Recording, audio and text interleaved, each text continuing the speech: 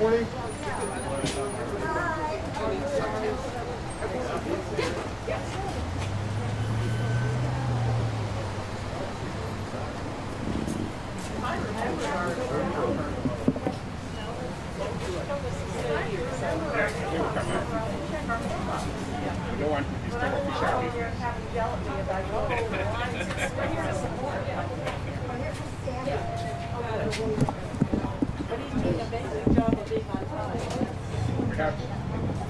When we get you very important present here, we have to pay. Taxes. You pay our bills. Yes, I mean, whatever we like it or not.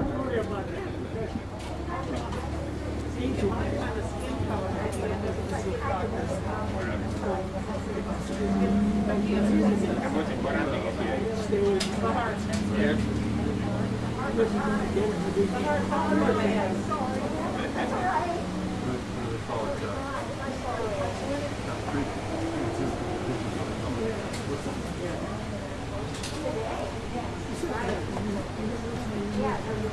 So how have you been? Good. How are you? Tough time. Yeah.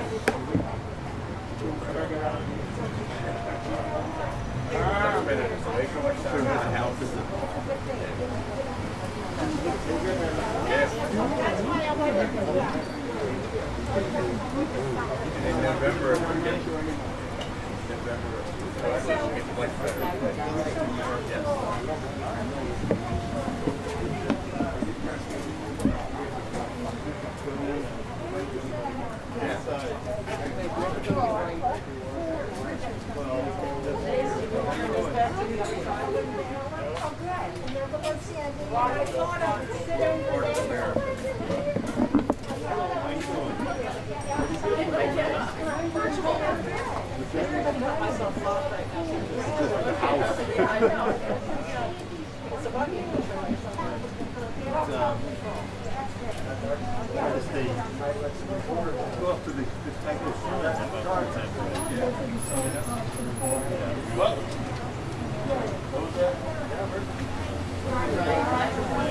I think I sent an application in. That website is not the best. Oh, that would be good. That's all where they're going to put it. Yeah, but in here,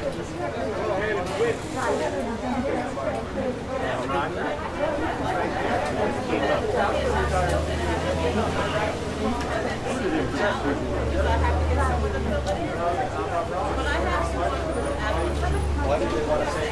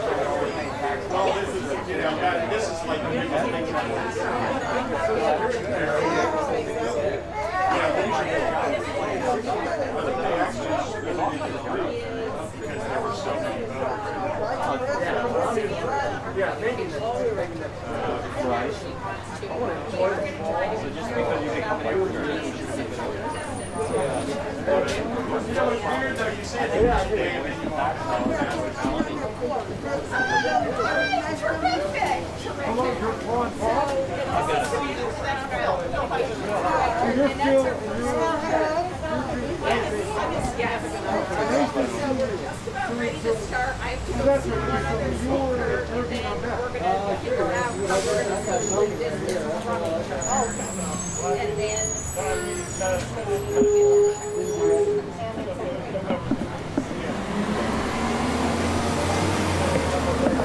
See if the post office is I have a daughter in Lake Plaza, Florida, who is younger, obviously, and their insurance company requires a program and stuff like that.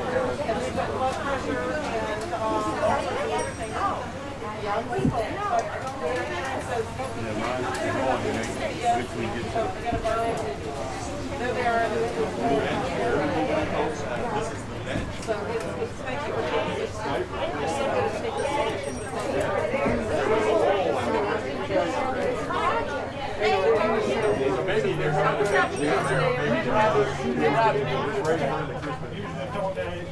oh, good. Well, when are you going to speak? No, try you.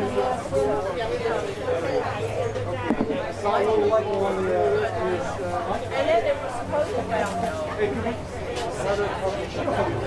So I said,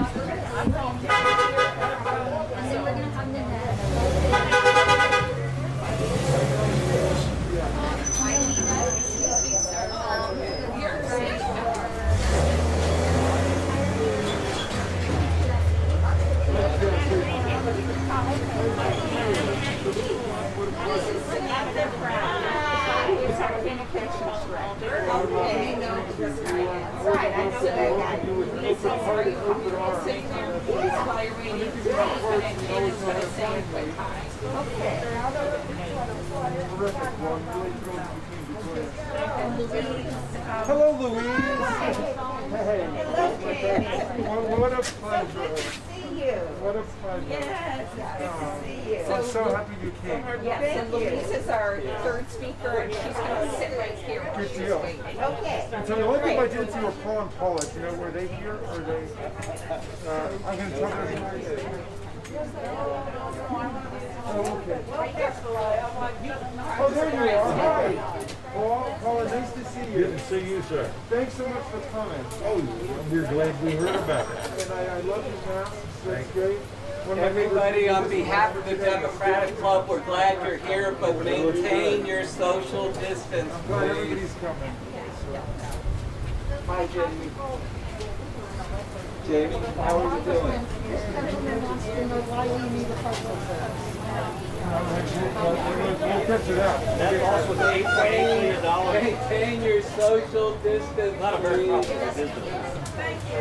And that's lost $8.8 million. It's not a business. It's not a business. It's a federal service. It's a federal I service. understand that. It's not meant to be a business. It's in the Constitution. Read the Constitution. I did read the Constitution. Well, then you know why it's there.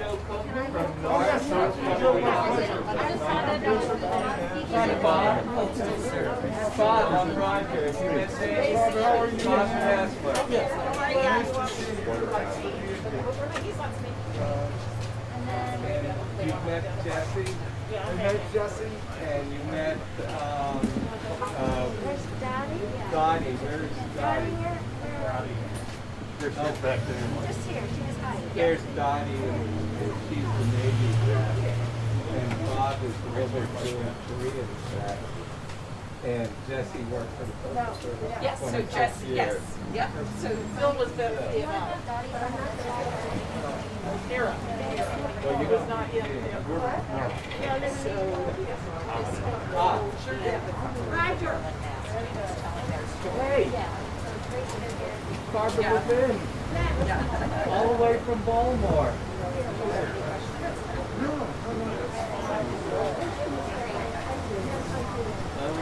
Hey, we gotta be socially distanced. You all are too close together. Your dog is so good. Just a couple inches, so people won't say we're trying to block. Perfect. Yes, great.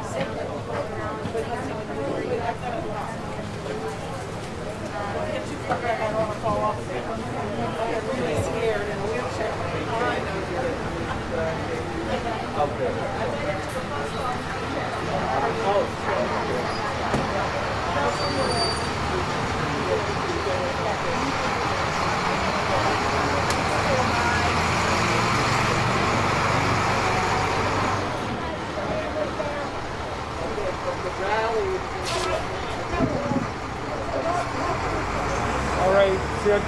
thumbs up when you're ready to go. Been ready. All right. All right. Well, good day, everyone. Thank you so much for joining us out here at Leisure World in Silver Spring, in the Leisure World Plaza at the post office. And I just went and got my love stamps because I love the post office. And this is a great American institution that is in Article 1, Section 8, Clause 7 of the Constitution. The Congress has the power to create a post office and postal roads. And the post office and the postal roads created the infrastructure of America. Before we had a post office, before we had the postal roads, we were a loose amalgam of different colonies, all looking in different directions, not communicating, not connected. And it was the post office that brought America together. It was the postal roads that created our transportation system, and it was the post offices and the social life that grew up around the post offices that created the media in America, created the Washington Post and the Buffalo Courier Express and all of the newspapers that were named after the post offices and the postal roads. That is the story of America. And so the post office we love, and the post office will be here forever, long after Louis DeJoy is gone, long after Donald Trump is gone. The post office will be here.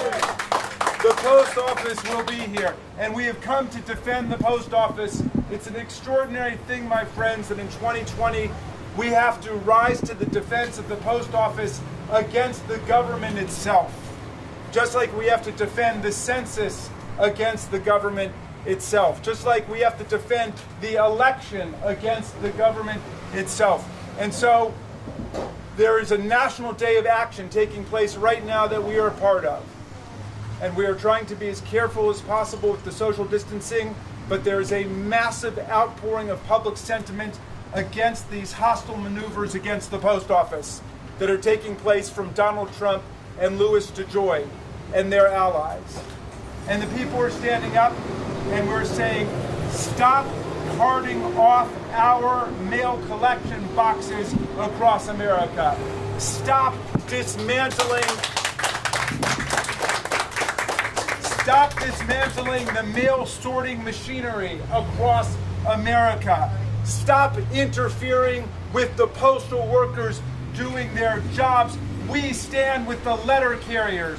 We stand with the postal managers. We stand with the post office in America.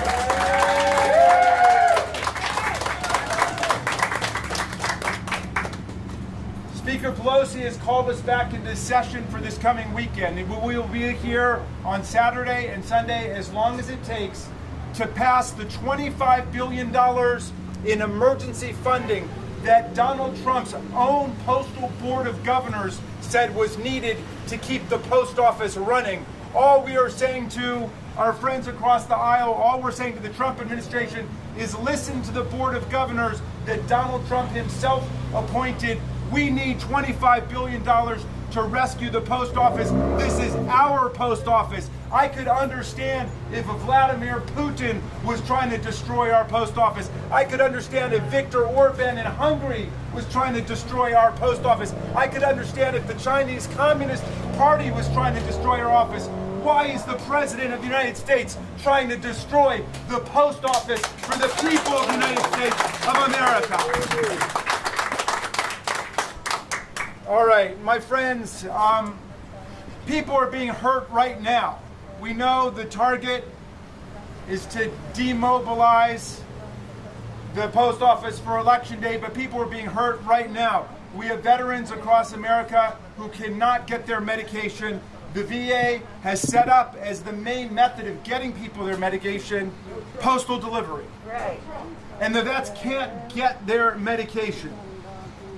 We have people who are waiting on their Social Security checks who are not collecting their Social Security checks. We have small businesses across America that cannot operate because of this top-down slowdown that they've imposed upon the country. So I've invited a bunch of friends and wonderful people, many of whom live right here in Leisure World, to come and talk about what they're going through. But first I want to tell you the story of a couple people who are here, but they're not going to speak. But please recognize Phil Heiserman and his wife Judy Fink right over here with their beautiful Maryland and Old Bay and U.S. flag masks on. And Phil is a veteran from the Vietnam era, from the U.S. Army. Thank you for your service to us. Like millions of Americans, he suffers from diabetes. And ordinarily it takes 2 days for his medication to arrive when he orders his medication. He's been waiting for more than 2 weeks to get his medication, which means that he's got to try and go to CVS or somewhere else to get his medication.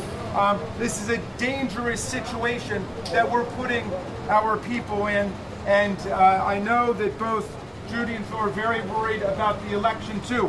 We're going to take care of this problem before the election. We're going to take care of it starting this weekend when Congress comes back into emergency session. Thank you for being here, and thank you for reaching out.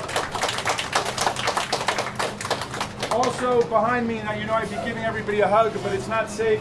I don't know where Paul, there's Paul over there. Paul Boylan, his wife Paula Fox are here. I salute them for their great Maryland flag masks too. He's also a Vietnam era veteran. He was in the Air Force. Paul now needs 16 different prescriptions. He's a Vietnam veteran, he needs 16 prescriptions. He used to get them all through the mail. He cannot rely on it. Now he's got to drive all the way to Olney in order to pick up his medicine, but that's not always reliable. And yesterday he tells me that they only had 5 of his 7 medicines ready. And he and his wife are also tremendously concerned about what's going to happen with the election, because the people who are not getting their medications understand that this slowdown, this internal sabotage of our post office is hurting the American people. And we have got to do everything in our power to turn this around, to get the post office the funds that they need, to make sure that the workers are being supported, and to make sure that our election happens in November and that everybody who mails in their ballot gets it counted. I'd like to introduce to you now a current postal employee who is the president of the Montgomery County area local of APWU, the American Postal Workers Union. It's Union Local 3630. Please welcome Nanette Corley to the microphone. Nanette, where'd you go? Thank you, Nanette. Thank you. All right, Congressman. Good afternoon. Thank you, Congressman, for inviting me. I'm Nanette Corley, president of Montgomery County Area Local. I wanted to report to you the actual happenings in the Postal Service. I've been with the Post Office for 26 years, and I have never seen such a dismantle of the postal work. I want to make it very clear that the postal workers, we're very hard workers, and we want to move the mail. We want to serve the community. We want to save our post office. I'm affiliated with the American Postal Workers Union, headed by President Mark Demesting, and his staff. They're working very hard trying to get some control under the new direction of the post office that's being led by the new Postmaster General. I would like to report to you that my facility, we had 25 machines, DBS machines, and they have now dismantled 3 this week.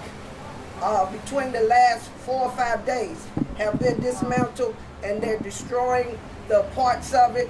They saving or recycling what they can. There's 8 manual cases that is dismantled as trash. Parts are being recycled and removed from the workstation. Mailboxes in our area, or the blue boxes as they may be called, are being collected from the streets and community. We, APW, and the letter carriers, we are submitting information requests trying to locate these areas where they're removing these postal boxes. That's making it very hard for our customers and the community to still have that communication with the public. They have set a new process of how they're running the mail, which they're calling it the RPG, which means run, plan, generate.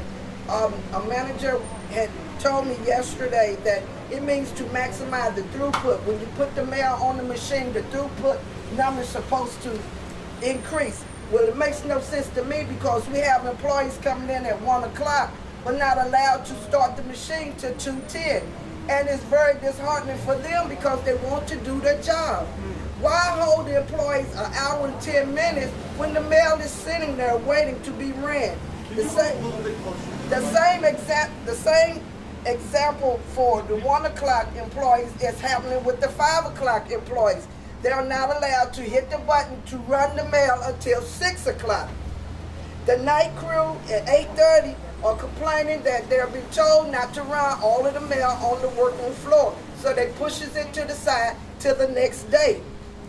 We have supervisors and managers doing the jobs of the craft employees which were filing grievances.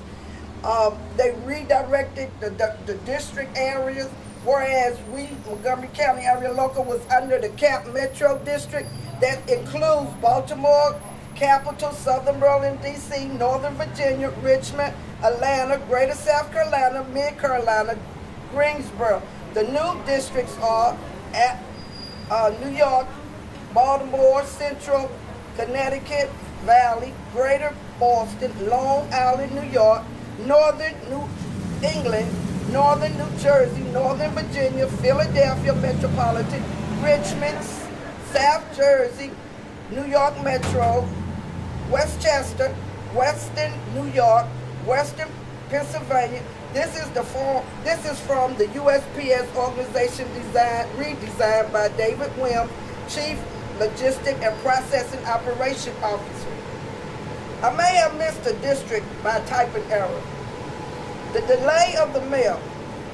The delay of the mail includes medicine, prescription drugs, stool samples where the customers' stool samples come through the mail for them to be tested to determine what their medical issue may be. Diabetes, cancer, your health crisis is on the line.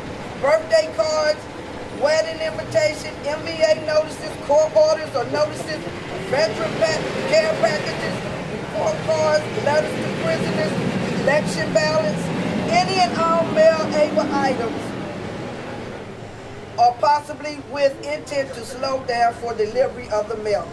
We postal workers want to move the mail with efficiency.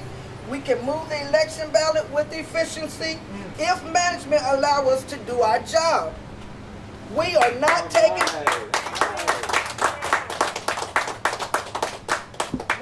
talking about employees who just started the postal service a month ago or maybe a year ago. I'm talking about veterans who have served for 20 years, 30, 40, 50, or even 60 years at the postal service. We welcome new changes, but why right now?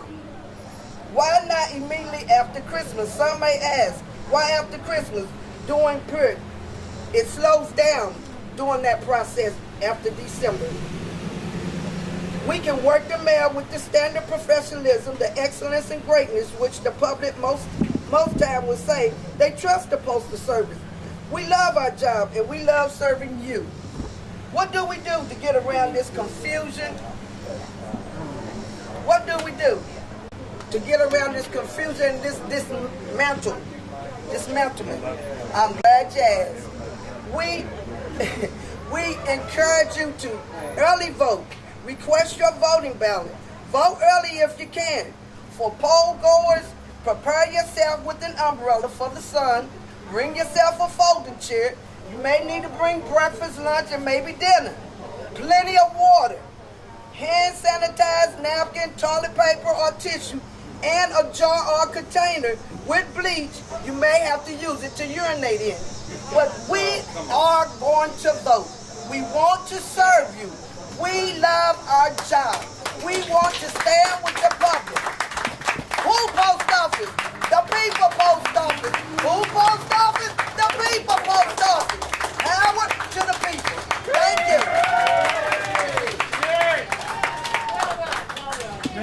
Thank you. Thank you very much for that. She pointed out that there are 3 sorting machines that have been demobilized and dismantled in Montgomery County? Yes. Okay, and what she's talking about is workers in the post office who are ready to work, ready to sort the mail, deliver the mail, get us everything, and the management continues to interfere.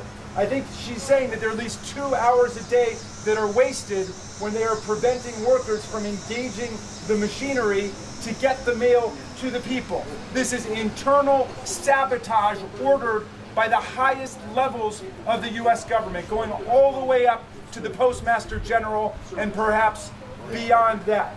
So thank you, Nanette, for what you're doing. Benjamin Franklin would be proud of you. Our first Postmaster would be proud of you.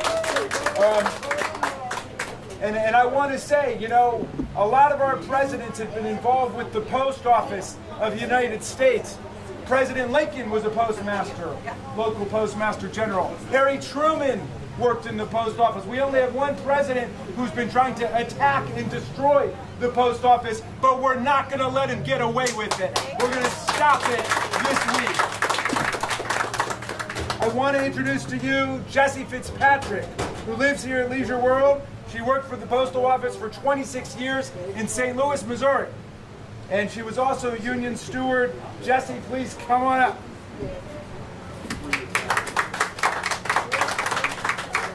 Thank you, Congressman, and thank you, everyone. Can you hear me okay? No. I was hoping I wouldn't have to take the mask off. I didn't wear lipstick, and I go nowhere without my lipstick. So can you hear me now? Yes. Okay. As she said, I am Jessie Fitzpatrick. I worked for the Postal Service in St. Louis for 26 years, and I also was a union representative, so I know firsthand about the postal system.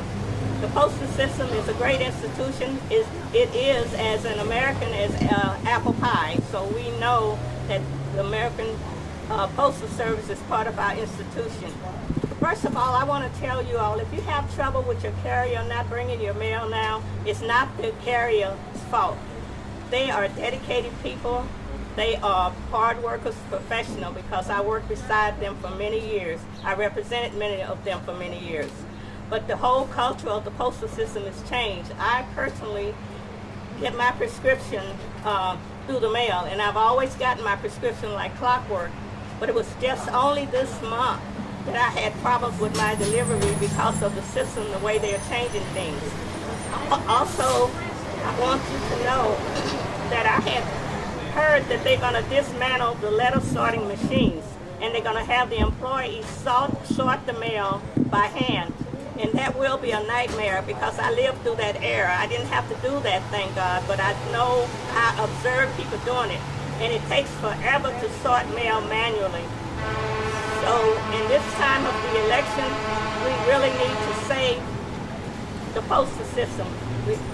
The postal system, one other thing I want to say, is a real bargain. I don't know anywhere that you can have something delivered to your house for 55 cents. You get a letter and it's only 55 cents and they bring it right to your door. So not only is the postal system vital, it's a very good bargain. So I'm hoping and praying that Congress will step up and do something, because we all see something is wrong. So I'm hoping that they can save the Postal Service, and I thank you all for this time. Thank you, Jessie.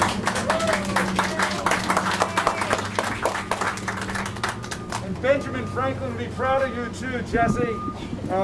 Thank you for your devoted service to us. Our next speaker is Louise Doss Martin. Captain Doss Martin is a retired captain from the U.S. Navy, and she also gets her medicine through the mail. And I just want to tell you that when Louis DeJoy and Donald Trump decided to attack the post office, as you can see, they attacked the wrong people, because they're not taking it lying down. And I want to tell you, I've heard from a few postal workers saying they're getting memos from the management saying that they're not allowed to talk about what's going on in the workplace. On the contrary, we need them to talk about what's happening in the workplace. Their labor contract guarantees their right to speak about what's going on in the post office, and so does the First Amendment of the Constitution of the United States of America. Please welcome Captain Louise Doss Martin, my friend. Thank you. Thank you so much, David.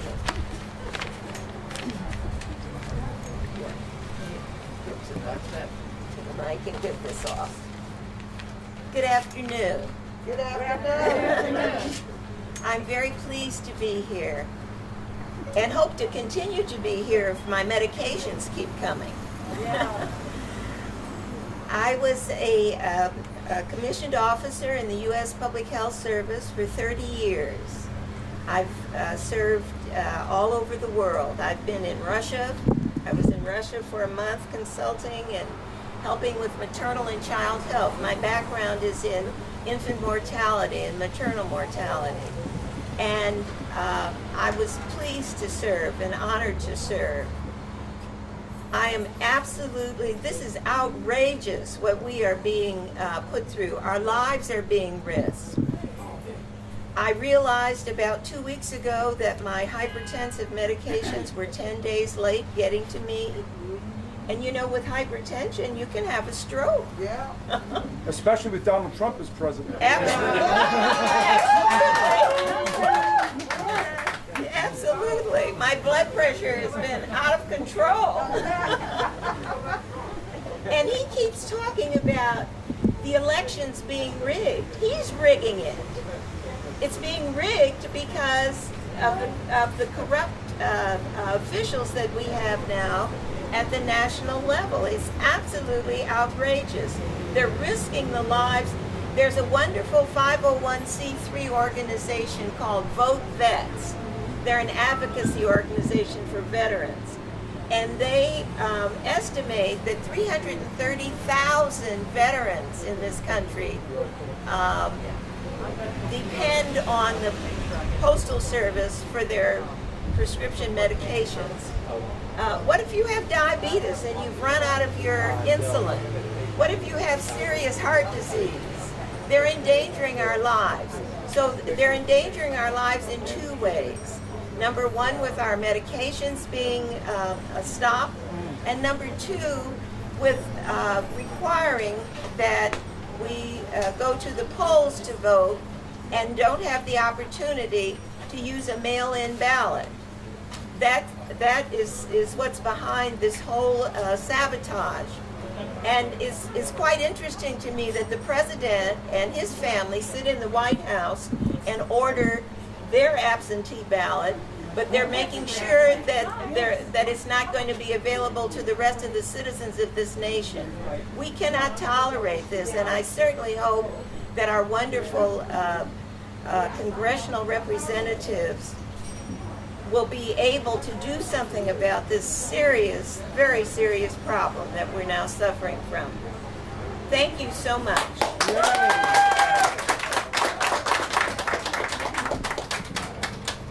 Thank you, Louise. Thank you, Captain Doss Martin, for those beautiful words and that devastating critique of what's taking place.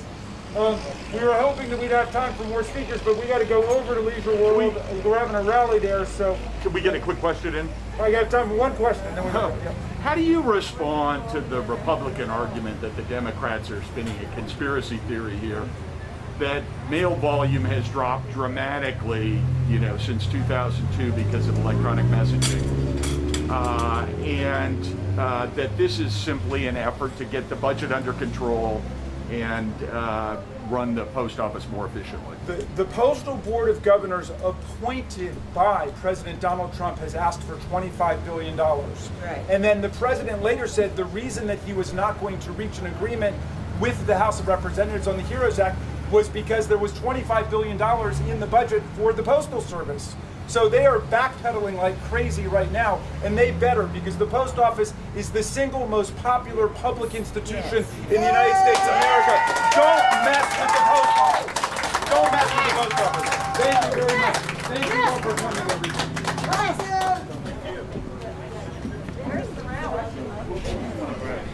These people here, but I do want to get this rally, but let's see about these people right here.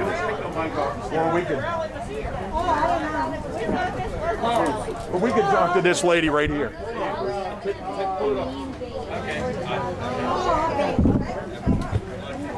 We could talk to this lady right here, Dion, and make it easy. We don't use